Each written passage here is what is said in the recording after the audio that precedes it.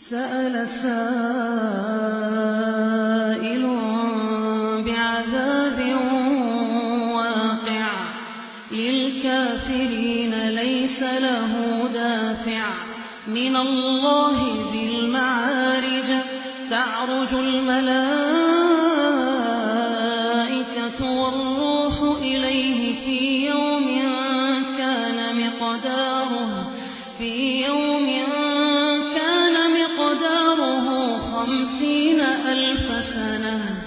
فاصبر صبرا جميلا إنهم يرونه بعيدا ونراه قريبا يوم تكون السماء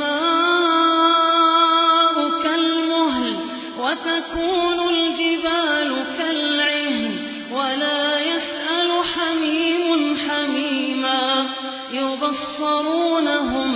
يود المجرم لو يفتدي من عذاب يومئذ ببنيه وصاحبته وأخيه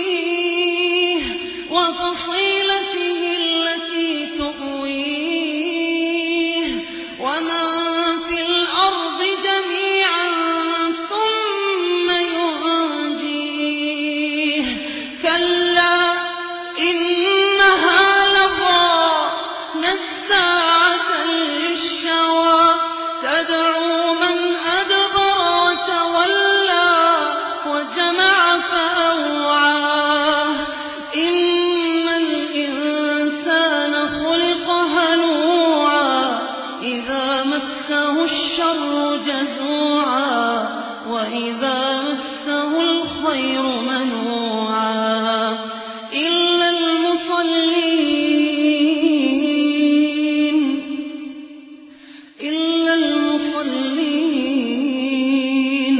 الذين هم على صلاتهم دائمون والذين في أموالهم حق معلوم للسائل والمحروم والذين يصدقون بيوم الدين والذين هم من عذاب ربهم مشفقون إن عذاب ربهم غير مأمون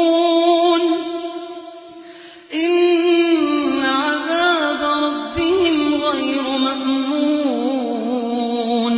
والذين هم لفروجهم حافظون إلا على أزواجهم أو ما ملكت أيمانهم فإنهم غير ملومين فمن ابتغى وراء ذلك فأولئك هم العادون والذين هم لأماناتهم وعهدهم راعون والذين هم بشهاداتهم قائمون والذين هم على صلاتهم يحافظون أولئك في جنات مكرمون